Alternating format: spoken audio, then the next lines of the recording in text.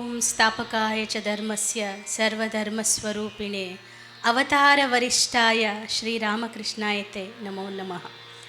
ಭಗವಾನ್ ಶ್ರೀರಾಮಕೃಷ್ಣರ 191ನೇ ಜಯಂತ್ಯುತ್ಸವದ ಶುಭೇಚ್ಛೆಗಳನ್ನು ತಮ್ಮೆಲ್ಲರಿಗೂ ತಿಳಿಸುತ್ತಾ, ಪರಮಪೂಜ್ಯ ಸ್ವಾಮೀಜಿ ಜಿತಕಾಮಾನಂದಜಿಯವರ ಪದತಲಗಳಿಗೆ ನಮಿಸಿ, ಪರಮಪೂಜ್ಯ ಯುಗೇಶ್ವರಾನಂದಜಿ, ನಾವೆಲ್ಲ ದಿನೇಶ್ ಮಹಾರಾಜ್ ಅಂತ ಕರೀತಾ ಇದ್ದಂಥ ಸ್ವಾಮೀಜಿಯವರು ನಮ್ಮೆದುರಿಗೆ ಇದ್ದಾರೆ, ಅವರ ಪದತಲಗಳಿಗೆ ನಮಿಸಿ, ಎಲ್ಲ ಭಗವದ್ಭಕ್ತರಿಗೆ ಮತ್ತೊಮ್ಮೆ ನಮಿಸುತ್ತಾ, ಅರಿವೇ ಗುರು. ಇಂದು ಈ ಗಾನಕಥನಾಮೃತವನ್ನು ನಾನು ಮತ್ತು ಕುಮಾರಿ ಶ್ರೇಯ ಇದೀಗ ನೀವೆಲ್ಲ ಭಜನಾಮೃತವನ್ನು ಸವಿದಿದ್ದೀರಿ. ಅವರ ಡಾಕ್ಟರ್ ಶಕ್ತಿ ಪಾಟೀಲ್ರವರ ಶಿಷ್ಯತ್ವದಲ್ಲಿ ಸಂಗೀತವನ್ನು ಕಲಿಯುತ್ತಿದ್ದಾಳೆ. ನೀವೆಲ್ಲ ಅವರ ಅಬ್ಬರದ ಕಿವಿಗೆ ತಂಪೆರೆಚುವ ಸಂಗೀತ ಕೇಳಿದ ಮೇಲೆ ಇದು ಎಲೆಮರಿಯ ಕಾಯಿನೂ ಅಲ್ಲ, ಇನ್ನೂ ಚಿಗುರು ಅಷ್ಟೇ, ಅವಳಿಗೆ ಆಶೀರ್ವಾದವಿರಲಿ ಅಂತ ಕೇಳ್ಕೊಳ್ತಾ, ಅರಿವೇ ಗುರು. ಅರಿವು ಅಂತಂದರೆ ಗುರು ಮತ್ತು ಅರಿವು ಎರಡಕ್ಕೂ ಅವಿನಾಭಾವ ಸಂಬಂಧವಿದೆ. ನಿಮಗೆಲ್ಲ ಗೊತ್ತೇ ಇದೆ, ವಂಗ ದೇಶದಲ್ಲಿ ಯುಗಾಚಾರ್ಯ ಶ್ರೀರಾಮಕೃಷ್ಣರು 191 ವರ್ಷಗಳ ಹಿಂದೆ, ಅಂದರೆ ಕುವೆಂಪು ಅವರು ಹೇಳ್ತಾರೆ, ಉದಯ ಸೂರ್ಯನ ತೆರೆದಿ ಅವರು ನಮ್ಮೆಲ್ಲರಲ್ಲಿ ಇರುವಂಥ ತಿಮಿರವನ್ನು ಅಳಿಸಿ ಹಾಕಲು ಬಂದಂಥ ಅವರ ಅವತಾರದ ಉದ್ದೇಶವನ್ನು ಅನಾವರಣಗೊಳಿಸಿದರು. ಅವರ ಅವತಾರದ ಉದ್ದೇಶವೇ ನಮ್ಮಲ್ಲಿಯ ಅಜ್ಞಾನವನ್ನು ಕಳೆಯುವುದು. ಹಾಗಿದ್ರೆ ಆ ಗುರು ಬಂದದ್ದಾದರೂ ಹೇಗೆ, ಅವರು ಇದ್ದದ್ದಾದರೂ ಹೇಗೆ, ಅವರು ನಮಗೆ ತಿಳಿಸಿಕೊಟ್ಟದ್ದಾದರೂ ಹೇಗೆ? ಅವರೇನು ಒಂದು ಶಿಕ್ಷಣ ಸಂಸ್ಥೆಯನ್ನು ಸ್ಥಾಪಿಸಲಿಲ್ಲ, ಅವರೇನು ಪವಾಡಗಳನ್ನು ಮಾಡಲಿಲ್ಲ. ನರವರ ವೇಷದಲ್ಲಿ ಅವರು ಕಲಿಸಿಕೊಟ್ಟದ್ದು ಅಗಾಧವಾದ ಜ್ಞಾನ. ಹಾಗಿದ್ರೆ ಅರಿವು ಅನ್ನೋದು ಏನು? ಹಾಗಿದ್ರೆ ಅಂದರೆ ಇದೊಂದು ವಿಶಾಲ ತತ್ವ. ಅರಿವು ಇದು ವಿಶಾಲ ತತ್ವ, ವಿನಯ ಮತ್ತು ವಿವೇಕಗಳ ಸಹಚರ್ಯದಲ್ಲಿ ನಡೆಯುವ ಪ್ರಕ್ರಿಯೆಯಾಗಿದೆ. ಅರಿವನ್ನು ಪ್ರಚೋದಿಸುವ ಮೊದಲ ಗುರು ವಿಘ್ನೇಶ್ವರ. ವಾಗರ್ಥೌ ವಿವ ಸಂಪರ್ತೌ ವಾಗರ್ಥೌ ಪ್ರತಿಪತ್ತಯೇ ಜಗತಃ ಪಿತರೌ ಒಂದೇ ಪಾರ್ವತಿ ಪರಮೇಶ್ವರಂ ಅಂತ ಹೇಳ್ತಾರೆ. ಜಗತ್ತಿಗೆ ಮಾತಾಪಿತರಾದ ಪಾರ್ವತಿ ಪರಮೇಶ್ವರರು ಅವರು ವಾಗ್ ಮತ್ತು ಅರ್ಥಗಳಂತೆ. ಬರೀ ಮಾತಿದ್ರೆ ಅದಕ್ಕೆ ಅರ್ಥ ಇರೋದಿಲ್ಲ, ಬರೀ ಅರ್ಥ ಇದ್ದರೆ ಒಂದು ಪದ ಬೇಕಾಗುತ್ತೆ. ಹಾಗೆ ವಾಕ್ ಮತ್ತು ಅರ್ಥಗಳು ಸೇರಿರುವಂತೆ ಪಾರ್ವತಿ ಪರಮೇಶ್ವರರ ತತ್ವ ಇದೆ. ಅವರಿಬ್ಬರ ಸಂತಾನವಾದ ವಿಘ್ನೇಶ್ವರನು ಅರಿವಿನ ದೇವತೆ. ಬೇಂದ್ರೆ ಅವರು ಹೇಳ್ತಾರೆ, ಪಾರ್ವತಿ ಪರಶಿವೆಯರ ಒಳಕೀಲ ನಮ್ಮ ಗಣಪತಿಗುಂಟು ಅಂತ ಹೇಳ್ತಾರೆ. ಕೀಲಕ ಅಂದರೆ ನಿಮಗೆಲ್ಲ ಗೊತ್ತೇ ಇದೆ, ಒಂದು ಮಂತ್ರದ ಅರ್ಥವನ್ನು ತಿಳಿಸುವುದು, ಒಂದು ಮಂತ್ರದ ಅರ್ಥ ತಿಳಿಸುವ ಕೀಲಿಕೆಯೇ ಕೀಲಕ.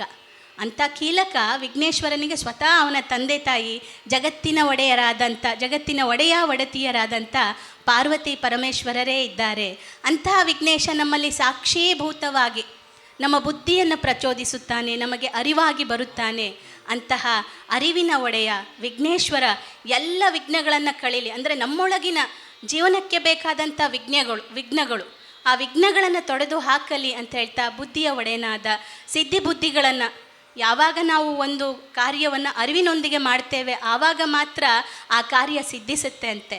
ಅದಕ್ಕೆ ಆ ಸಿದ್ಧಿಪ್ರದಾಯಕ ಬುದ್ಧಿಪ್ರದಾಯಕ ಗಜಮುಖನನ್ನು ಸ್ತುತಿಸುವ ಒಂದು ಗಣಪತಿಯ ಗಾಯನದೊಂದಿಗೆ ಕಥನ ಗಾನವನ್ನು ಆರಂಭಿಸುತ್ತಿದ್ದೇವೆ.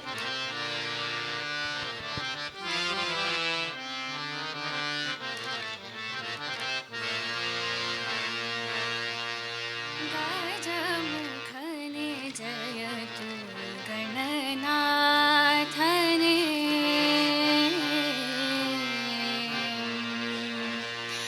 ಗಜಮುಖನೆ ಜಯತು ಗಣನಾಥನೆ,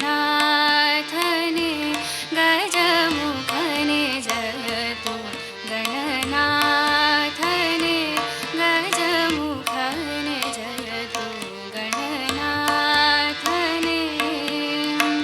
ತ್ರಿಜಗವಂದ್ಯ ಶಿವಜಾತನೆ, ತ್ರಿಜಗವಂದ್ಯ ಶಿವಜಾತನೆ, ಗಜಮುಖನೆ ಜಯತು ಗಣನಾಥನೆ.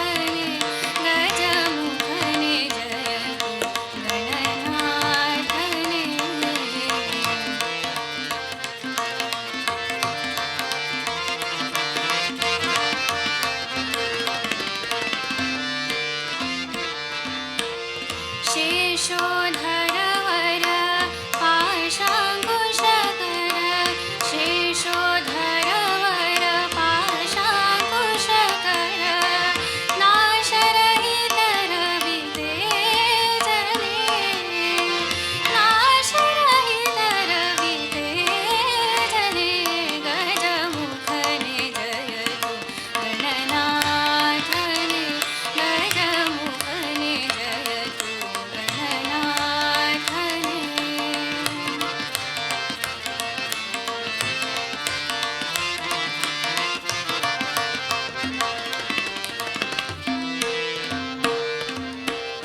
मङ्गलमहिमने तुङ्गसुदेहने मङ्गलमहिमने तुङ्गसुदेहने गङ्गाधरवरमालने गङ्गाधरवरमालने गजमुखने जयतु गणनाथने गजमुखने जयतु गणनाथने त्रिजगवन्ध शिवजातने त्रिजगवन्ध शिवजातने गजमुखने जयतु गणनाथने गजमुखने जयतु गजमुखने जयतु गजमुखने जयतु गणनाथने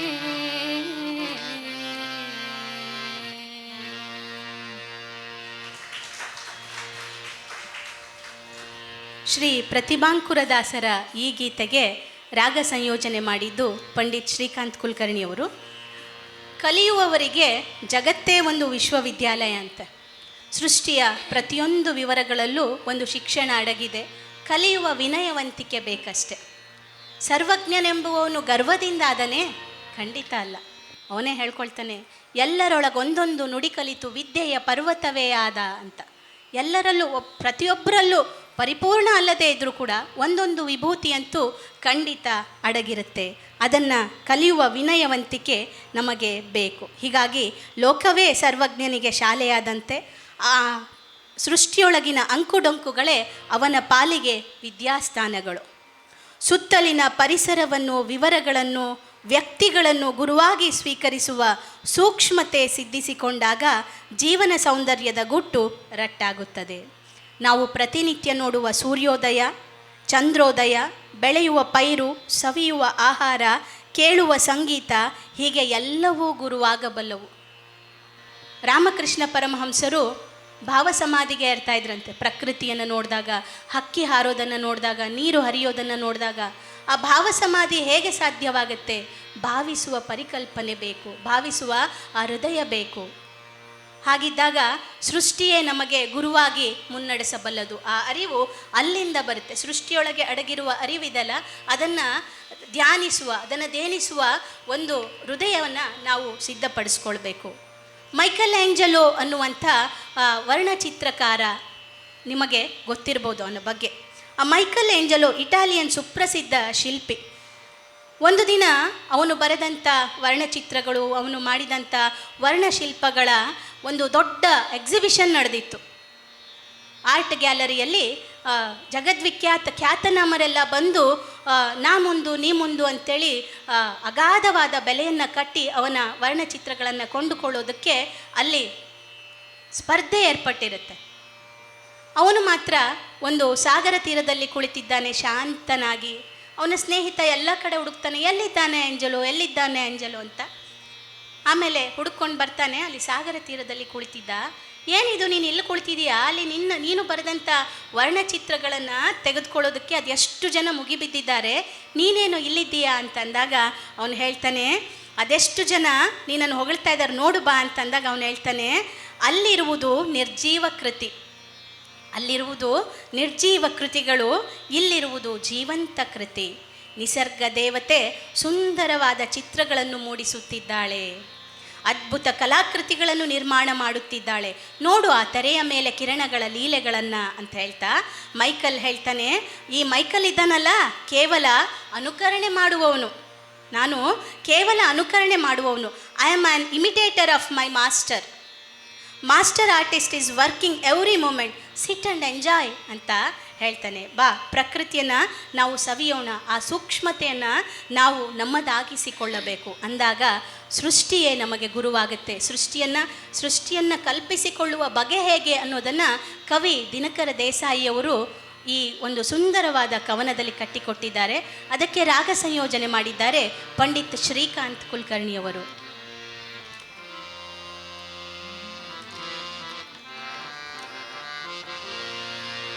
ದೇವಗಿಂದು ಭಾವ ಪೂಜೆ ಮಂಗಳಾರತಿ ಚಿತ್ತವೇತ್ತಿಂದ ತಂದ ಕವನದಾರತಿ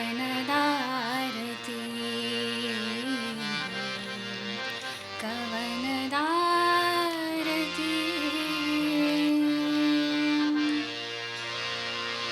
ದೇವಗಿಂದು ಭಾವ ಪೂಜೆ ಮಂಗಳಾರತಿ ಚಿತ್ತಭೇತಿಯಿಂದ ತಂದ ಕವನದಾರತಿ ಕವನದಾರತಿ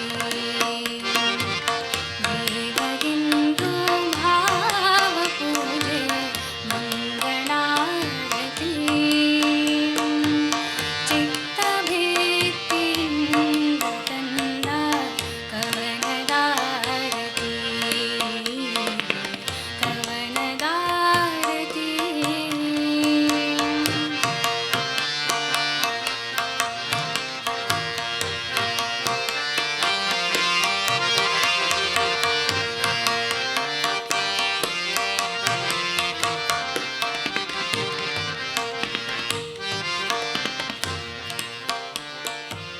ಮುಗಿಲು ಬಟ್ಟೆ ಭೂಮಿ ತಟ್ಟೆ ವಿಶ್ವಮೂರುತಿ ಮುಗಿಲು ಬಟ್ಟೆ ಭೂಮಿ ತಟ್ಟೆ ವಿಶ್ವಮೂರುತಿ ತಟ್ಟೆಯಲ್ಲಿ ಸುಮದ ರಾಶಿ ತಟ್ಟೆಯಲ್ಲಿ ಸುಮದ ರಾಶಿ ಪುಣ್ಯ ಭಾರತಿ ತಟ್ಟೆಯಲ್ಲಿ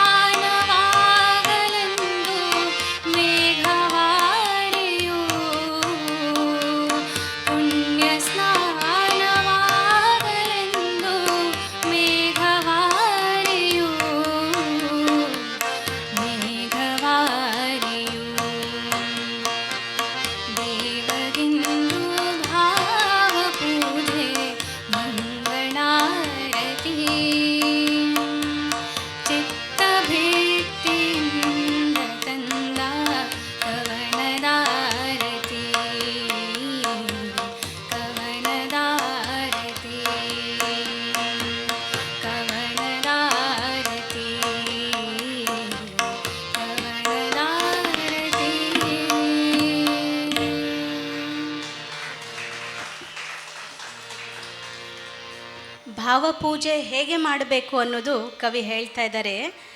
ದೇವಗಿಂದು ಭಾವಪೂಜೆ ಮಂಗಳಾರತಿ.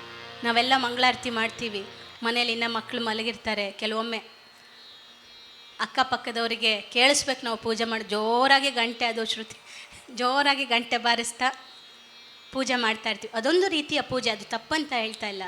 ಭಾವದ ಆರತಿ, ಮಂಗಳಾರತಿಯನ್ನು ಭಾವದಲ್ಲಿ ಹೇಗೆ ಮಾಡಬೇಕು, ಚಿತ್ತಬಿತ್ತಿಯಿಂದ ತಂದ ಕವನದ ಆರತಿ, ಚಿತ್ತದಲ್ಲಿಯೇ ಮಂಗಳಾರತಿ ಮಾಡುವುದು ಅಂತ. ಮುಗಿಲು ಬಟ್ಟೆ ಭೂಮಿ ತಟ್ಟೆ ವಿಶ್ವಮೂರ್ತಿ, ನಾವು ಕಲ್ಪಿಸ್ಕೊಳ್ಳೋದು ನಿರಾಕಾರವನ್ನು ಪೂಜಿಸುವುದು ಹೇಗೆ ಅಂತ ಹೇಳ್ತಾ ಇದ್ದಾನೆ. ಅಂದರೆ ಮುಗಿಲೇ ಬಟ್ಟೆ, ಮುಗಿಲು ಬಟ್ಟೆ ಭೂಮಿ ತಟ್ಟೆ ಅಂತೆ, ಭೂಮಿಯೇ ತಟ್ಟೆಯಾಗಿದೆ, ತಟ್ಟೆಯಲ್ಲೆಲ್ಲ ಸುಮದ ರಾಶಿ, ತಟ್ಟೆಯಲ್ಲೆಲ್ಲ ಸುಮದ ರಾಶಿಗಳು ತುಂಬಿವೆ. ಒಂದು ತೋಟದಲ್ಲಿ ಹಲವು ಬಣ್ಣ ಬಣ್ಣದ ಹೂಗಳು ಅಂತ ಹೇಳ್ತಾರೆ, ಆ ಹೂಗಳಂತೆ ನಮ್ಮ ದೇಶದಲ್ಲಿ ಹಲವು ಮತಗಳು, ನಮ್ಮ ದೇಶದಲ್ಲಿ ಹಲವು ಮತಗಳಿದ್ದಾವೆ ಹೂಗಳಂತೆ ಅಂತ ಕವಿ ಇಬ್ರಾಹಿಂ ಸುತಾರ್ ಅವರು ಹೇಳುವಂತೆ, ಮುಗಿಲು ಬಟ್ಟೆ ಭೂಮಿ ತಟ್ಟೆ, ತಟ್ಟೆಯಲ್ಲಿ ಸುಮದ ರಾಶಿ. ನಾವೇನು ದೇವ್ರಿಗಾಗಿ ವಾಕಿಂಗ್ ಹೋದಾಗ ಅವ್ರಿವ್ರ ಮನೆಯಿಂದ ಹೂ ಕದ್ದು ತಂದು ದೇವ್ರಿಗಿಟ್ಬಿಟ್ಟು ನನಗೆ ಒಳ್ಳೇದು ಮಾಡಪ್ಪ, ನನಗೆ ಮೋಕ್ಷ ಕೊಡಪ್ಪ ಅಂತ ಕೇಳೋದಲ್ಲ. ನಮ್ಮ ಮನೆಯಲ್ಲಿ ನಾವು ಬೆಳೆಸಿದ ಹೂಗಳನ್ನು ಏರಿಸೋದು ನಿಜವಾಗ್ಲೂ ಅದು ಶ್ರದ್ಧೆ, ಅದು ಪೂಜೆ. ಇನ್ನೊಬ್ಬರ ಮನೆಗೆ ಅವರಿಗೆ ಗೊತ್ತಿಲ್ಲದೆ ಬಗ್ಗಿ ಎಗರಿ ಎಲ್ಲ ಹೂ ಕದ್ಕೊಂಡು ತಂದು ಪೂಜೆ ಮಾಡೋದು, ಅದು ದೇವರಿಗೆ ಎಷ್ಟು ಸಲ್ಲುತ್ತೋ ನಂಗೆ ಗೊತ್ತಿಲ್ಲ. ಆದರೆ ಆಲ್ರೆಡಿ ಈಗಾಗಲೇ ಮುಗಿಲು ಬಟ್ಟೆ ಭೂಮಿ ತಟ್ಟೆ ವಿಶ್ವಮೂರ್ತಿ, ತಟ್ಟೆಯಲ್ಲಿ ಸುಮದ ರಾಶಿ, ಈ ಪುಣ್ಯ ಭಾರತಿಗೆ ಅರ್ಪಿತವಾಗಿಬಿಟ್ಟಿದೆ ಅಂತ ಕವಿ ಹೇಳ್ತಾ ಇದ್ದಾರೆ. ಪರ್ವತಗಳ ಶ್ರೇಣಿಯಿಂದ ಗುಡಿಯ ಕಟ್ಟುವೆ, ನಾವೇನು ಆ ಗುಡಿ ಕಟ್ತಾರೆ ಈ ಗುಡಿ ಕಟ್ತಾರೆ, ಚಂದ ಎತ್ತಿ ಅವ್ರನ್ನ ಎದುರಿಸಿ ಇವ್ರನ್ನ ಬೆದರಿಸಿ ಕೊಡ್ರಿ ನಾವು ಗುಡಿ ಕಟ್ತಾ ಇದ್ದೀವಿ, ಹಾಗೇನು ಮಾಡಬೇಕಾಗಿಲ್ಲ. ಮಾಡಿದ್ರೆ ಒಳ್ಳೆಯದು, ಅದು ತಾವಾಗೇ ಕೊಡಬೇಕು ಅಥವಾ ಸರ್ಕಾರ ಸಹಾಯ ಮಾಡಬೇಕು. ಈಗಾಗಲೇ ಪರ್ವತಗಳು ಪರ್ವತ ಶ್ರೇಣಿಗಳು, ಹಿಮಾಲಯ ನೋಡ್ತೀರಿ ನೀವು, ಸಹ್ಯಾದ್ರಿ ನೋಡ್ತೀರಿ, ಈಗಾಗಲೇ ಗುಡಿ ನಿರ್ಮಾಣವಾಗಿಬಿಟ್ಟಿದೆ ಪ್ರಾಕೃತಿಕವಾಗಿ. ಗುಡಿಯ ಕಟ್ಟುವೆ ಗಗನ ವಸ್ತ್ರದಿಂದ ಮೇಲೆ ಹೊದಿಕೆ ಹಾಕುವೆ, ಗಗನವೇ ವಸ್ತ್ರವಾಗಿದೆ, ಗಗನ ವಸ್ತ್ರ ಹೊದಿಕೆ ಆಗಿಬಿಟ್ಟಿದೆ. ನಾವು ಯಾವುದೇ ರೇಷ್ಮೆ ವಸ್ತ್ರವನ್ನು ತಂದರೂ ಕೂಡ ಆ ಗಗನದಂಥ ವಸ್ತ್ರ ಇನ್ನಿಲ್ಲ ಅಂತ ಹೇಳ್ತಾರೆ. ಮುಂದೆ ಹೇಳ್ತಾರೆ, ಭೃಂಗರವವು ವೇದ ಮಂತ್ರ ಗುಡುಗು ಬೇರಿಯು, ಭೃಂಗಗಳ ಆ ಕಲರವವೇ ವೇದ ಮಂತ್ರಗಳಾಗಿ, ವೇದ ಮಂತ್ರಗಳು ಬಂದಿಲ್ಲ ಅಂತ ನಾವು ಏನು ವ್ಯಥೆ ಪಡಬೇಕಾಗಿಲ್ಲ, ಭೃಂಗಗಳೇ ವೇದ ಮಂತ್ರಗಳಂತೆ ಘೋಷಣೆ ಮಾಡ್ತಾ ಇವೆ. ಪುಣ್ಯ ಸ್ನಾನವಾಗಲೆಂದು ಮೇಘವಾರಿಯು, ನಾವು ಗಂಗಾಜಲ ತಂದು ದೇವರಿಗೆ ಅಭಿಷೇಕ ಮಾಡಬೇಕು ಅಂತ ಏನಿಲ್ಲ, ಭಾವಿಸಿದರೆ ಮೇಘವೇ ವಾರಿಯನ್ನು ಸುರಿಸುತ್ತೆ ಅಂತ ಹೇಳ್ತಾ ಇದ್ದಾರೆ ಕವಿ. ಆ ಕವಿಯ ಭಾವನೆಯನ್ನೇ ಕವಿ ಕುವೆಂಪು ಅವರು ಕೂಡ ಇದನ್ನೇ ಹೇಳ್ತಾರೆ.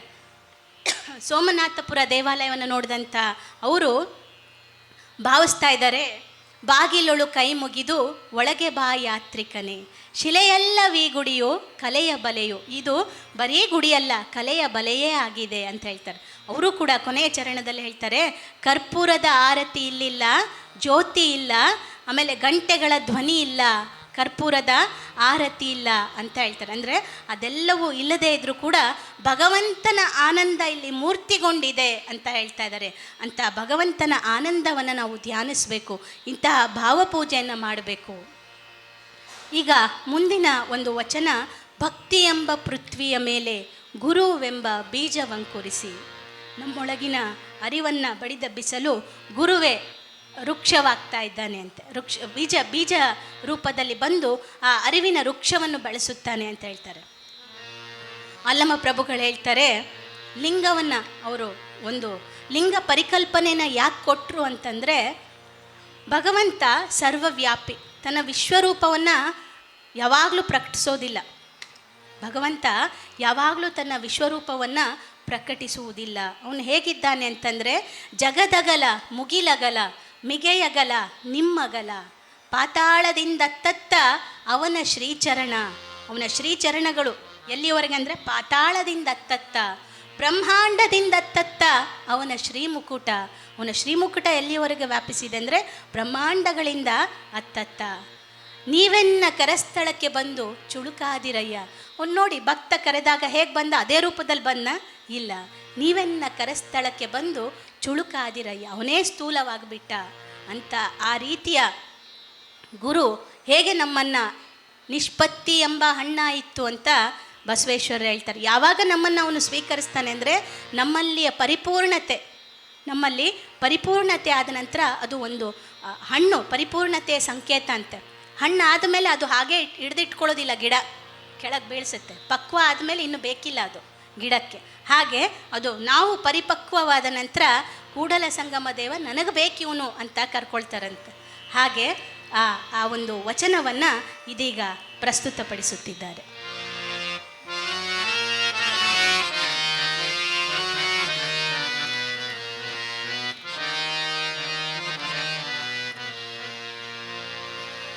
ಭಕ್ತಿಯೆಂಬ ಪೃಥ್ವಿಯ ಮೇಲೆ ಗುರುವೆಂಬ ಬೀಜವಂಕುರಿಸಿ,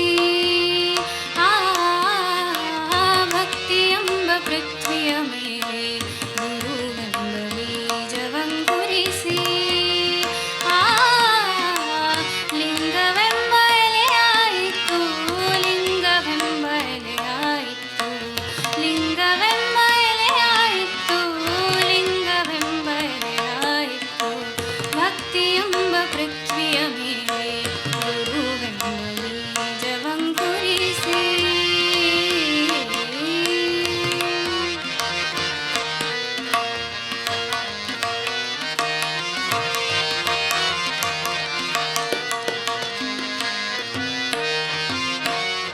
ಲಿಂಗವೆಂಬ ಎಲೆಯ ಮೇಲೆ ವಿಚಾರವೆಂಬ ಹೂವಾಯಿತು, ಲಿಂಗವೆಂಬ ಎಲೆಯ ಮೇಲೆ ವಿಚಾರವೆಂಬ ಹೂವಾಯಿತು, ಆಚಾರವೆಂಬ ಕಾಯಾಯಿತು,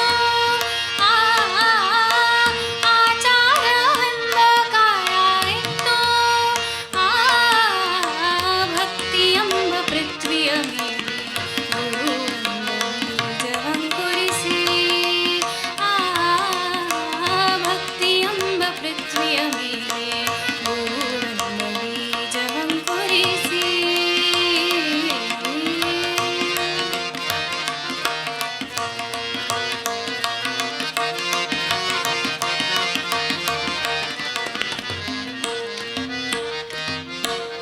ನಿಷ್ಪತ್ತಿಯೆಂಬ ಹಣ್ಣಾಯಿತು, ನಿಷ್ಪತ್ತಿಯೆಂಬ ಹಣ್ಣಾಯಿತು, ನಿಷ್ಪತ್ತಿಯೆಂಬ ಹಣ್ಣು ತೊಟ್ಟು ಬಿಟ್ಟು ಕಳಚಿ ಬೀಳುವಲ್ಲಿ, ನಿಷ್ಪತ್ತಿಯೆಂಬ ಹಣ್ಣಾಯಿತು, ನಿಷ್ಪತ್ತಿಯೆಂಬ ಹಣ್ಣಾಯಿತು, ನಿಷ್ಪತ್ತಿಯೆಂಬ ಹಣ್ಣು ತೊಟ್ಟು ಬಿಟ್ಟು ಕಳಚಿ ಬೀಳುವಲ್ಲಿ. ಕೂಡಲ ಸಂಗಮ ದೇವ, ಕೂಡಲ ಸಂಗಮ ದೇವ, ಕೂಡಲ ಸಂಗಮ ದೇವ ತನಗೆ ಬೇಕೆಂದು ಎತ್ತಿಕೊಂಡನಯ್ಯ ತಾನು, ಎತ್ತಿಕೊಂಡನಯ್ಯ ತಾನು. ಕೂಡಲ ಸಂಗಮ ದೇವ, ಕೂಡಲ ಸಂಗಮ ದೇವ, ಕೂಡಲ ಸಂಗಮ ದೇವ ತನಗೆ ಬೇಕೆಂದು ಎತ್ತಿಕೊಂಡನಯ್ಯ ತಾನು, ಎತ್ತಿಕೊಂಡನಯ್ಯ ತಾನು. ಭಕ್ತಿಯೆಂಬ ಪೃಥ್ವಿಯ ಮೇಲೆ ಗುರುವೆಂಬ ಬೀಜವಂಕುರಿಸಿ, ಭಕ್ತಿಯೆಂಬ ಪೃಥ್ವಿಯ ಮೇಲೆ ಬೀಜವಂಕುರಿಸಿ,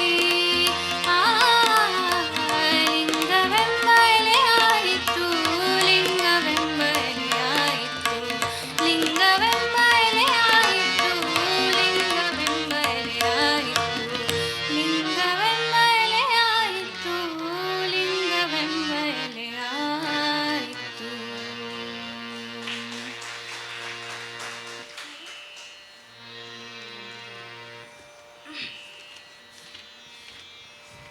ವಚನಕಾರರು 12ನೇ ಶತಮಾನದಲ್ಲಿ ಒಂದು ಸುವರ್ಣ ಯುಗವನ್ನೇ ಸ್ಥಾಪಿಸಿಬಿಟ್ರು. ಇವತ್ತಿನವರೆಗೂ ಕೂಡ ಆ ವಚನಗಳು ಪ್ರಸ್ತುತತೆಯನ್ನು ಪಡೆದಿವೆ. ಇತಿಹಾಸ ಹೊರಳಿ ನೋಡಿದಾಗ ಇಂಥ ಒಂದು ಯುಗ ಇತ್ತ ಅಥವಾ ಇದು ಕಲ್ಪನೆನಾ ಅಂತ ಅನಿಸುತ್ತೆ. ಅದ್ಭುತವಾದ ವಚನಗಳು ಬದುಕಿಗೆ ಆ ಅರಿವಿನ ಮಾರ್ಗವಾಗಿ ತೆರೆದುಕೊಳ್ತಾ ಇದ್ದಾವೆ. ಬೆಳಗಾಗಿ ನಾನೆದ್ದು ಯಾರ್ಯಾರ ನೆನೆಯಲಿ. ಬೆಳಗಾಗೆದ್ದ ತಕ್ಷಣ ಯಾರನ್ನು ನೆನೆಯಬೇಕು? ಮೊಬೈಲ್ ತಗೊಂಡು ಯಾರದ್ದು ಗುಡ್ ಮಾರ್ನಿಂಗ್ ಬಂದಿದೆ, ಯಾರ ಮೆಸೇಜ್ ಬಂದಿದೆ, ಹೀಗೆ ನೆನೆಯೋದಲ್ಲ. ಬೆಳಗಾಗಿ ನಾನೆದ್ದು ಯಾರ್ಯಾರ ನೆನೆಯಲಿ, ಎಳ್ಳು ಜೀರಿಗೆ ಬೆಳೆಯೋ ಭೂಮಿ ತಾಯಿಯ, ಎಳ್ಳು ಜೀರಿಗೆ ಬೆಳೆಯೋ ಭೂಮಿ ತಾಯಿಯ ಎದ್ದೊಂದು ಗಳಿಗೆ ನೆನೆದೇನ. ಆ ಗರತಿ ಹೇಳ್ತಾ ಇದ್ದಾಳೆ, ಬೆಳಗ್ಗೆ ಎದ್ದು ನಾನು ಯಾರ್ಯಾರನ್ನ ನೆನಿತೀನಿ ಅಂದರೆ ಎಳ್ಳು ಜೀರಿಗೆ ಅಂತ ಸೂಕ್ಷ್ಮ ವಸ್ತುಗಳನ್ನು ಕೂಡ ಬೆಳೆದು ನಮಗೆ ಕೊಡ್ತಾ ಇರುವಂಥ ಆ ಭೂಮಿ ತಾಯಿಯನ್ನು ಎದ್ದೊಂದು ಗಳಿಗೆ ನೆನೆದೇನೆ. ಯಾಕೆಂದರೆ ಆಕೆ ನಮ್ಮನ್ನು ಹೊರತಾಳೆ, ಆಕೆಯನ್ನು ನೆನಿಬೇಕು. ಕಡೆಗೆ ಎಲ್ಲ ಮುಗಿಸಿ ಹೋಗುವಾಗಲೂ ಕೂಡ ಬಾ ನನ್ನ ಮಡಿಲಿದೆ ಅಂಥೇಳಿ ತನ್ನ ಮಡಿಲನ್ನು ಚಾಚ್ತಾ ಇದ್ದಾಳೆ. ಆ ಭೂಮಿ ತಾಯಿಯನ್ನು ಎದ್ದೊಂದು ಗಳಿಗೆ ನೆನೆದೇನ ಅಂತ ಹೇಳ್ತಾ ತನ್ನ ಕೆಲಸ ಕಾರ್ಯಗಳನ್ನು ಆರಂಭವ ಮಾಡ್ತಾ ಇದ್ದಾಳೆ. ಯಾವುದೇ ಕೆಲಸ ಆಗಲಿ, ಕೃಷಿ, ವ್ಯಾಪಾರ, ಉದ್ಯೋಗ, ಹೀಗೆ ಏನೇ ಆಗಿರಲಿ, ಅದರಿಂದ ಸ್ವಹಿತದೊಂದಿಗೆ ಸಮಾಜದ ಹಿತವೂ ಇರಬೇಕು. ಅಂದಾಗ ಆ ಕೆಲಸ ಮಾಡುವುದು ಸಾರ್ಥಕ್ಯವನ್ನು ಪಡೆದುಕೊಳ್ಳುತ್ತೆ. ಇಲ್ಲದಿದ್ದರೆ ನಾವು ಯಾವ ರೀತಿಯ ಕರ್ಮ ಮಾಡ್ತೇವೋ ಅಂಥ ಫಲವನ್ನು ಅವನು ನೀಡ್ತಾನೆ ಅಂತ ವಚನಕಾರರು ಇಲ್ಲಿ ಹೇಳ್ತಾ ಇದ್ದಾರೆ. ಕೆರೆಯ ನೀರನ್ನು ಕೆರೆಗೆ ಚೆಲ್ಲಿ ಅನ್ನುವಂತೆ ನಾವು ಮಾಡುವ ಕೆಲಸ ಅದಕ್ಕೆ ತಕ್ಕಂಥ ಪ್ರತಿಫಲ ನಮಗೆ ದೊರೆಯುತ್ತೆ. ಸಂಪತ್ತನ್ನು ಒಳಿತಿಗಾಗಿ ಸದ್ವಿನಿಯೋಗ ಮಾಡುವುದರಲ್ಲೇ ಬದುಕಿನ ಸಾರ್ಥಕ್ಯವಿದೆ. ಅದಕ್ಕೆ ಐದಕ್ಕೆ ಲಕ್ಕಮ್ಮ ಅಂತ ಅನಕ್ಷರಸ್ಥರು ಇವರೆಲ್ಲ ವಚನಕಾರ್ತಿಯರು. ಆದರೆ ಆ ಅರಿವು ನೋಡಿ ಅವರಲ್ಲಿ ಹೇಗೆ ಕೆಲಸ ಮಾಡಿದೆ ಅನ್ನೋದು. ಆಕೆ ಹೇಳ್ತಾಳೆ, ಒಂದು ದಿನ ಆಕೆ ಗಂಡ ಐದಕ್ಕಿ ಮಾರಯ್ಯ ಅವನು ಹೆಚ್ಚಿನ ಅಕ್ಕಿಯನ್ನು ಆಯ್ದುಕೊಂಡು ಬಂದಿದ್ದ. ಮಹಾಮನೆಯ ಮುಂದೆ ದಾಸೋಹ ಮಾಡುವಾಗ ಅಕ್ಕಿ ಬಿದ್ದಿರ್ತಾ ಇದ್ವಲ್ಲ, ಅವುಗಳನ್ನು ಆಯ್ದು ತಂದು ಅವರು ದಿನನಿತ್ಯದ ಊಟವನ್ನು ಮಾಡ್ತಾ ಇದ್ರಂತೆ. ಅವತ್ತು ದಾಸೋಹ ಹೆಚ್ಚಿಗೆ ಮಾಡಿದ್ರಿಂದ ಹೆಚ್ಚು ಅಕ್ಕಿ ಚೆಲ್ಬಿಟ್ಟಿದ್ದು, ಇರಲಿ ಇವತ್ತು ಸ್ವಲ್ಪ ಹೆಚ್ಚಿಗೆ ಒಯ್ಯೋಣ, ನಾಳೆ ಬರಬೇಕಾಗಲ್ಲ ಅಂಥೇಳಿ ಹೆಚ್ಚಿಗೆ ತಂದಿದ್ನಂತೆ. ನಾವಾಗಿದ್ರೆ ಹೌದಾ ತಂದ್ರ ಚೆನ್ನಾಗಾಯ್ತು ಬಿಡಿ ಅಂತ ಇದ್ವಿ. ಆದರೆ ಆಕೆ ಹೇಳ್ತಾಳೆ, ರೋಷವೆಂಬುದು ಯಮದೂತರಿಗಲ್ಲದೆ ಆಜಾತರಿಗೆ ಉಂಟೆ ಅಯ್ಯ. ರೋಷವೆಂಬುದು ಯಮದೂತರಿಗಿರಬೇಕು, ಸಾಮಾನ್ಯರಿಗಲ್ಲ. ಆದರೆ ಈ ಸಕ್ಕಿ ಆಸೆ ನಿಮಗೇಕೆ, ಇಷ್ಟು ಅಕ್ಕಿ ಆಸೆ ನಿಮಗೆ ಯಾಕೆ, ಮಾರಯ್ಯ ಪ್ರಿಯ ಅಮರೇಶ್ವರನೊಪ್ಪ ಅಂತ ಹೇಳ್ತಾ ಇದ್ದಾಳೆ. ಅದಕ್ಕೆ ನಾವು ಮಾಡುವ ಕೆಲಸ ಅದು ಶಿವನಿಗೆ ಅರ್ಪಿತ ಅಂತ ತಿಳಿದು ಮಾಡಬೇಕು. ಈಗ ಇದೇ ಭಾವವನ್ನು ಸಾರುವಂಥ ವಚನ ಇದೀಗ ಪ್ರಸ್ತುತಪಡಿಸುತ್ತಿದ್ದಾರೆ.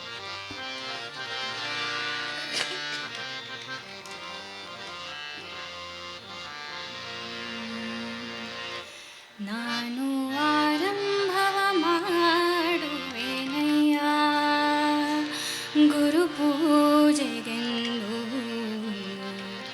ನಾನು ವ್ಯವಹಾರವ ಮಾಡುವೆನಯ್ಯ ಲಿಂಗಾರ್ಚನೆಗೆಂದು. ನಾನು ಆರಂಭವ ಮಾಡುವೆನಯ್ಯ ಗುರು ಪೂಜೆಗೆಂದು, ನಾನು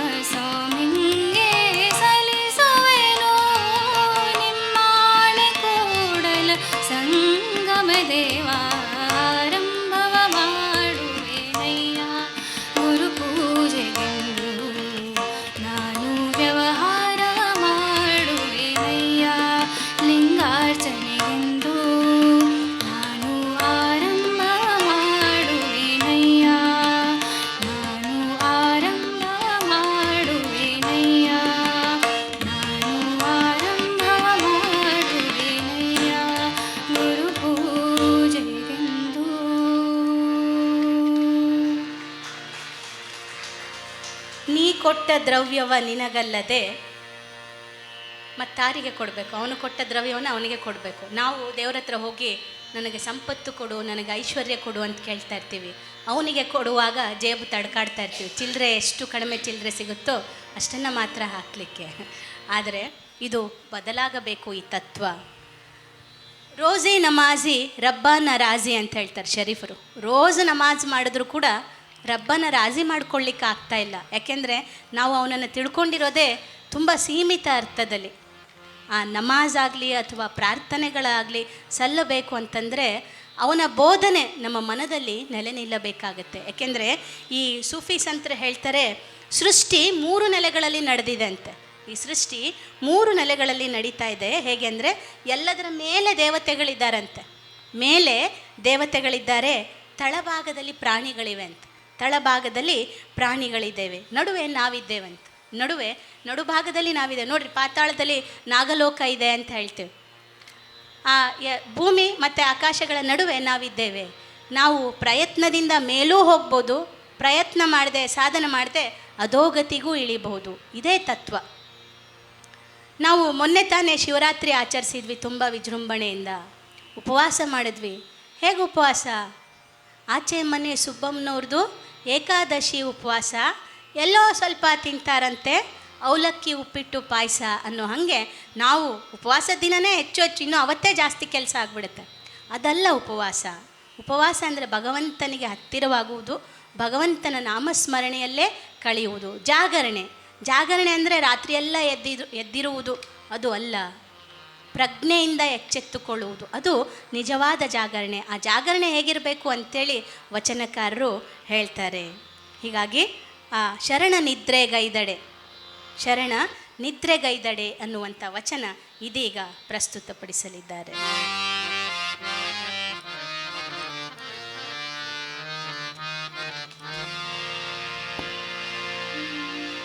ಶರಣ ನಿದ್ರೆಗೈದಡೆ ಜಪ ಕಾಣಿರೋ, ಶರಣ ನಿದ್ರೆಗೈದಡೆ ಜಪ ಕಾಣಿರೋ, ಶರಣನೆದ್ದು ಕುಳಿತಡೆ ಶಿವರಾತ್ರಿ ಕಾಣಿರೋ, ಶರಣನೆದ್ದು ಕುಳಿತಡೆ ಶಿವರಾತ್ರಿ ಕಾಣಿರೋ, ಶರಣ ನಿದ್ರೆಗೈದಡೆ ಜಪ ಕಾಣಿರೋ, ಶರಣ ನಿದ್ರೆಗೈದಡೆ ಜಪ ಕಾಣಿರೋ.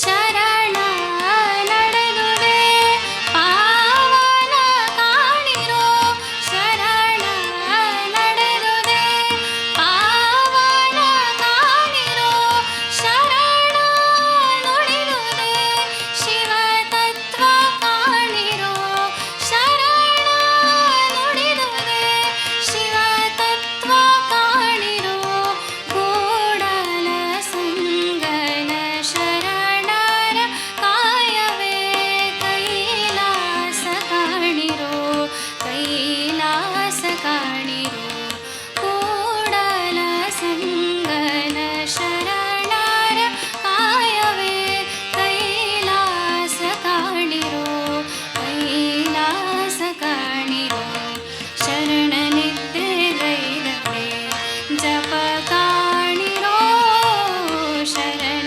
ನಿದ್ರೆಗೈದಡೆ ಜಪ ಕಾಣಿರೋ, ಶರಣನೆದ್ದು ಕುಳಿತಡೆ ಶಿವರಾತ್ರಿ ಕಾಣಿರೋ, ಶರಣನೆದ್ದು ಕುಳಿತಡೆ ಶಿವರಾತ್ರಿ ಕಾಣಿರೋ, ಶರಣ ನಿದ್ರೆಗೈದಡೆ ಜಪ ಕಾಣಿರೋ, ಶರಣ ನಿದ್ರೆಗೈದಡೆ ಜಪ ಕಾಣಿರೋ, ಶರಣ ನಿದ್ರೆಗೈದಡೆ ಜಪ ಕಾಣಿರೋ.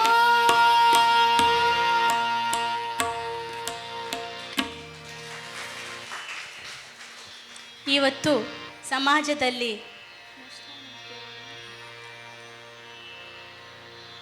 ಸಮಾಜದಲ್ಲಿ ಸುಖವಿದೆ, ಐಷಾರಾಮಿ ವಸ್ತುಗಳ ಜೀವನ ಶೈಲಿ ಇದೆ. ಆ ಜೀವನ ಶೈಲಿಯಿಂದಾಗಿ ಸುಖವೇನೋ ಇದೆ, ಆದರೆ ಆನಂದವಿಲ್ಲ. ವಿದ್ಯೆ ಇದ್ದಿತ್ತು, ವಿನಯವಿಲ್ಲ. ವಿದ್ಯೆ ಸಾಕಷ್ಟಿದೆ, MTech, MPhil ಎಲ್ಲ ಎಷ್ಟು ಕೋರ್ಸ್ಗಳು ಬಂದಿದ್ದಾವೆ ಇವತ್ತು. ಸಾಕಷ್ಟು ವಿದ್ಯೆ ತುಂಬಿ ತುಳುಕ್ತಾ ಇದೆ, ಆದರೆ ನಿಜವಾದ ಶಿಕ್ಷಣ, ಸಂಸ್ಕಾರ ದೊರೀತಾ ಇಲ್ಲ. ಒಂದು ಮಗು ತನ್ನ ಅಣ್ಣ ಶಾಲೆಗೆ ಹೋಗೋದನ್ನು ನೋಡಿ ತಾನು ಹಠ ಮಾಡ್ತಂತೆ. ಅಮ್ಮ ನನ್ನೂ ಶಾಲೆಗೆ ಕಳಿಸು. ಅದಕ್ಕಿನ್ನೂ 3 ವರ್ಷ ಕೂಡ ತುಂಬಿರಲಿಲ್ಲ. ಅದು ಹಠ ಮಾಡೋದನ್ನು ನೋಡಿ ತಾಯಿ ಇಷ್ಟು ಉತ್ಸಾಹ ಇದೆ, ಇದನ್ನು ಶಾಲೆಗೆ ಸೇರಿಸೋಣ ಅಂಥೇಳಿ ಕರ್ಕೊಂಡೋಗಿ ಶಾಲೆಗೆ ಸೇರಿಸಿದ್ರಂತೆ. ಮಾರನೇ ದಿನ ಬೆಳಗಾಗೆದ್ದು ಅದು ತನ್ನ ಅಣ್ಣನಂತೆ ರೆಡಿಯಾಗಿ ಶಿಸ್ತಿನಿಂದ ಅಮ್ಮನಿಗೆ ಸ್ಕೂಲ್ ಬಸ್ ಬಂದ ತಕ್ಷಣ ಟಾಟಾ ಮಮ್ಮಿ, ಟಾಟಾ ಡ್ಯಾಡಿ ಅಂಥೇಳಿ ಹೋಯ್ತಂತೆ ತುಂಬ ಖುಷಿಯಲ್ಲಿ. ಆಮೇಲೆ 1 ಗಂಟೆಗೆ ವಾಪಸ್ ಬಂತು. ಬರುವಾಗ ಆ ಮಗುವಿನ ಮುಖದಲ್ಲಿ ಹೋಗುವಾಗ ಇದ್ದ ಸಂತೋಷ ಇರಲಿಲ್ಲ. ಹೊರಗಡೆನೇ ಶೂಸ್ ಎಲ್ಲ ಎಸ್ದು ಫ್ಯಾನ್ ಹಾಕಿ ಬಂದು ಸೋಫಾನಲ್ಲಿ ದಡಾರಂತ ಬಿದ್ಕೊಳ್ತಂತೆ. ತಾಯಿ ಬಂದು ಕೇಳ್ತ, ಏನಾಯಿತು, ಹೇಗಿತ್ತು ಶಾಲೆ, ಏನು ಕಲಿತೆ ಅಂತ ಕೇಳಿದ್ರಂತೆ. ಅದಕ್ಕೆ ಆ ಮಗು, ಅಮ್ಮ ನಾನು ಇನ್ನೂ ಎಷ್ಟು ದಿನ ಶಾಲೆಗೆ ಹೋಗಬೇಕು ಅಂತ ಕೇಳ್ತಾನೆ.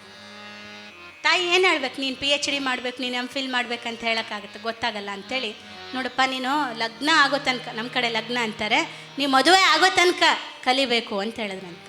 ಅದಕ್ಕೆ ಆ ಮಗು, ಅಮ್ಮ ನನಗೆ ನಾಳೆನೇ ಲಗ್ನ ಮಾಡಿಬಿಡು ಅಂತ. ಹಾಗಿದೆ ಇವತ್ತು ಶಿಕ್ಷಣ ಒತ್ತಡದಿಂದ. ನಾವು ಅವಕ್ಕೆ ಮಾಹಿತಿಗಳನ್ನು ಕೊಡ್ತಾ ಹೋಗ್ತಾ ಇದ್ದೀವಿ, ಆದರೆ ಮೂಲ ಶಿಕ್ಷಣದ ಪರಿಕಲ್ಪನೆ ಎಲ್ಲೋ ತನ್ನ ದಾರಿ ತಪ್ತಾ ಇದೆ ಅಂತ ಅನಿಸುತ್ತೆ. ಅದಕ್ಕೆ ಇವತ್ತು ವಿದ್ಯೆ ಇದ್ದೀತು, ವಿನಯ ಇಲ್ಲ. ಶಾಲೆಗಳಿವೆ, ಆದರೆ ನಿಜವಾದ ಶಿಕ್ಷಣವಿಲ್ಲ. ಅನ್ನವಿದೆ, ನೆಮ್ಮದಿ ಇಲ್ಲ. ಶಿಕ್ಷಣ ಪುಟಿತಾ ಇದೆ, ಉತ್ಸಾಹ ಬತ್ತಿ ಹೋಗ್ತಾ ಇದೆ. ಆ ಬತ್ತದಂಥ ಉತ್ಸಾಹವನ್ನು ಮಕ್ಕಳಲ್ಲಿ ತುಂಬಬೇಕಾಗಿದೆ. ಗುರುವಾಗಲಿ, ದೇವರಾಗಲಿ, ನಾನಾ ಅವತಾರಗಳಾಗಲಿ ಹೇಳುವುದು ಇದನ್ನೇ. ನಿಜವಾದ ಅರಿವು, ಜೀವನದ ನಿಜವಾದ ಅರಿವು ಎಲ್ಲೆಡೆಗಿದೆ. ನಮಗೆ ನೋಡಿ ಇವತ್ತು ಶ್ರವಣ, ಕೀರ್ತನ, ಸ್ಮರಣ, ಅರ್ಚನ, ವಂದನ, ಪಾದಸೇವನ, ದಾಸ್ಯ, ಸಖ್ಯ, ಆತ್ಮನಿವೇದನ. ನಾವೇನು ಇವತ್ತು ಕಲಿಯುಗದಲ್ಲಿ ಶಬರಿ ಶ್ರೀರಾಮನಿಗೆ ಸಲ್ಲಿಸಿದಂಥ ಪಾದಸೇವೆಯನ್ನು ಮಾಡ್ತಾ ಇದ್ದೇವಾ? ಖಂಡಿತ ಇಲ್ಲ. ಅರ್ಜುನ ಶ್ರೀಕೃಷ್ಣನೊಂದಿಗೆ ಸಂಪಾದಿಸಿದಂಥ ಸಖ್ಯ ನಮಗೆ ಸಾಧಿಸ್ಲಿಕ್ಕಾಗತ್ತಾ? ಖಂಡಿತ ಇಲ್ಲ. ಶ್ರೀರಾಮನಿಗೆ ಮುಡಿಪಾಗಿಟ್ಟ ಹನುಮಂತನ ಆ ದಾಸ್ಯ ಭಕ್ತಿ ನಮ್ಮಿಂದ ಸಾಧ್ಯವ? ಖಂಡಿತ ಇಲ್ಲ. ಇರುವುದರಲ್ಲೇ ನಾವು ಆ ಜ್ಞಾನವನ್ನು, ಅರಿವನ್ನು ಹುಡುಕಿಕೊಳ್ಳೋದಕ್ಕೆ ಆಶ್ರಮಗಳಂಥವು ನಿಜವಾಗ್ಲೂ ಕೂಡ ಮಾರ್ಗದರ್ಶನ ಮಾಡೋದಕ್ಕೆ ಅರಿವಿನ ಕೇಂದ್ರಗಳಾಗಿವೆ. ಅವುಗಳನ್ನು ಅರಿತುಕೊಳ್ಳಬೇಕು. ಅದೇ 10 ಅವತಾರಗಳ ಉದ್ದೇಶ. ಭಗವಂತನ ಆ 10 ಅವತಾರಗಳ ಉದ್ದೇಶ ಅಂತಂದರೆ ಮತ್ಸ್ಯ, ಕೂರ್ಮ, ವರಾಹ, ನರಸಿಂಹ, ವಾಮನ, ಪರಶುರಾಮ, ರಾಮ, ಕೃಷ್ಣ, ಬುದ್ಧ, ಕಲ್ಕಿ. ಎಲ್ಲ ಅವತಾರಗಳ ಉದ್ದೇಶವೂ ಕೂಡ ಅಷ್ಟೇ. ಗಹನ ತತ್ವಗಳನ್ನು ತುಂಬ ಸರಳವಾಗಿ ತಿಳಿಸಿಕೊಟ್ಟಂಥ ಶ್ರೀರಾಮಕೃಷ್ಣರ ಉದ್ದೇಶವೂ ಕೂಡ, ಅವತಾರದ ಉದ್ದೇಶವೂ ಕೂಡ ಅದೇ ಆಗಿದೆ. ಅರಿತುಕೊಳ್ಳಿ, ಅರಿತು ಜೀವನವನ್ನು ನಡೆಸಿ. ಅರಿವೇ ಗುರುವಾಗಬೇಕು ಅಂದಾಗ ಶ್ರೀರಾಮಕೃಷ್ಣರನ್ನು ಹೇಗೆ ಹಿಡಿದುಕೊಳ್ಬೇಕು ಅಂತಂದರೆ ಮರ್ಕಟ ಮಾರ್ಜಾಲ ನ್ಯಾಯ ಅಂತ ಹೇಳ್ತಾರೆ. ಮರ್ಕಟ ನ್ಯಾಯ ಅಂತಂದರೆ ಆ ಮಂಗನ ಮರಿ ತಾಯಿಯನ್ನು ಗಟ್ಟಿಯಾಗಿ ಹೌಚ್ಕೊಂಡಿರುತ್ತೆ. ಅಲ್ಲಿ ಅದೇನಾದರೂ ಎಡವಿದ್ರೆ ಮರಿದೇ ತಪ್ಪು. ಮಾರ್ಜಾಲ ಹಾಗಲ್ಲ, ಅದು ಮರಿಯನ್ನು ತನ್ನ ಬಾಯಿಂದ ಕಚ್ಚಿ ಬಹಳ ಜಾಗರೂಕತೆಯಿಂದ ದಾಟಿಸುತ್ತೆ ಅಂತೆ. ನಾವು ಮಂಗನ ಮರಿಯಂತೆ ಅವನನ್ನು ಹಿಡಿದುಕೊಂಡಾಗ ಅವನು ಮಾರ್ಜಾಲದಂತೆ ನಮ್ಮನ್ನು ರಕ್ಷಿಸ್ತಾನೆ ಅಂತ ಹೇಳ್ತಾ ಈ ಕೊನೆಯ ಗೀತೆಯೊಂದಿಗೆ, ರಾಮ ಗೋವಿಂದ ಹರೇ ಎಂಬ ಗೀತೆಯೊಂದಿಗೆ ಈ ಗಾನಕಥನವನ್ನು ಸಮಾಪ್ತಿಗೊಳಿಸುತ್ತೇವೆ. ಇದೀಗ ಈ ಗೀತೆ ನಿಮಗಾಗಿ.